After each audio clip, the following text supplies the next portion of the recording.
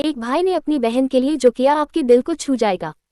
सुबह की पहली किरण ने अभी आहें भी सही से नहीं भरी थी कि पूरे घर में पिताजी के चिल्लाने की आवाज गूंजने लगी। पिताजी ने प्रिंस को जोर से आवाज लगाई। प्रिंस ने पिताजी की आवाज को अनसुना करते हुए अपना मुंह फिर से रजाई में ढक लिया।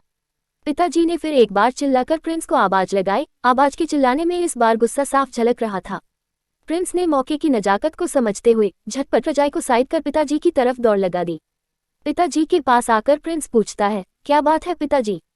पिताजी ने प्रिंस से कहा कि तुझे पता नहीं है क्या, आज तेरी बहन रौनक आ रही है और इस बार वह अपना जन्मदिन हम सबके साथ ही मनाएगी। और अब तू जल्दी से जा और उसको स्टेशन से लेकर आ। हाँ और सुन, तू अपनी नई गाड़ी लेकर जा जो तूने कल खरीदी है, उसे अच्छा लगेगा। पिताजी की बातें सुन प्रिंस उनकी तरफ देखता है, लेकिन मेरी गाड़ी तो मेरा दोस्त ले गया है और आपकी गाड़ी भी ड्राइवर ये कहकर ले गया कि गाड़ी की ब्रेक चेक करवानी है। एक बार को पिताजी समझ नहीं पा रहे थे कि अब क्या किया जाए। थोड़ी देर सोचने के बाद उन्होंने प्रिंस से कहा कि वह स्टेशन चला जाए, चाहे गाड़ी को किराए पर करके, क्योंकि उन्हें लगा रहा था इससे रौनक को खुशी मिलेगी। पिताजी की बात सुन प्रिंस कहता है, अरे वह अब बच्ची थोड़ी ही है, वह खुद भी तो आ सकती है ना, उसे लेने स्टेशन जाने की क्या जरूरत है, वह ऑटो या टैक्सी पकड़ खुद आ जाएगी, आप चिंता न करो।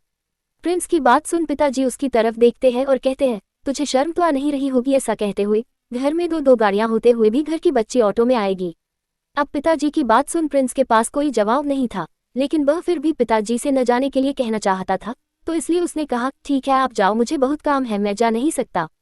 इस पर पिताजी तपाक से बोले, तुझे अपनी बहन की बिल्कुल भी फिक्र नहीं है क्या? शादी हो गई तो क्या बहन पराई हो गई, तो क्या अब उसको हम सबका प्यार पाने का हक नहीं रहा? पिताजी ने अब अपने स्वर को थोड़ा ऊंचा कर लिया था। वह ऊंचे स्वर में कहते जा रहे थे, सुन, तेरा इस घर पर जितना हक है उतना ही हक उसका भी इस घर पर है। कोई भी बेटी या बहन मायके छोड़ने के बाद पराई नहीं होती। लेकिन शायद प्रिंस को इस बात की आदत नहीं थी। उसने पिताजी से कहा, मेरे लिए अब वह पराई ही हो चुकी है और इस घर पर सिर्फ मेरा ही हक है। आपको अगर उसकी इतनी ही फिक्र है तो जाकर खुद उसको ले आओ। तभी पिताजी का हाथ प्रिंस पर उठ जाता है। थप्पड़ की जोरदार आवाज पूरे घर में सुनाई देती है।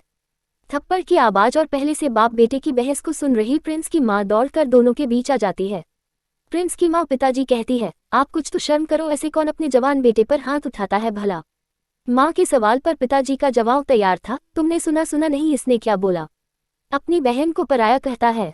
ये वही बहन है जो इसे एक पल के लिए जुदा नहीं होती थी, हर पल इसका ख्याल रखती थी कि वह इसका भाई है।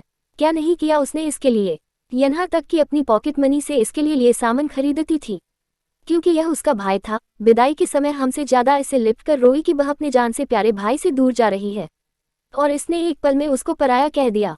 दोस्तों, बेटी और बहन ये दो शब्द ही नहीं बल्कि पूरा संसार है, जिनके एक बिना अपना बचपन अधूरा रहता है।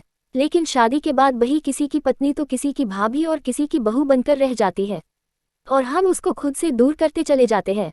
एक बार अपनी बहन बेटी को फिर से उसी बचपन की यादों में पुकार के तो देखो, खुद बचपन की मीठी याद में खो जाओगे। लगाओ उसको गले से, क्योंकि बचपन के भाई को याद कर शायद वह इस बार मायके आई हो।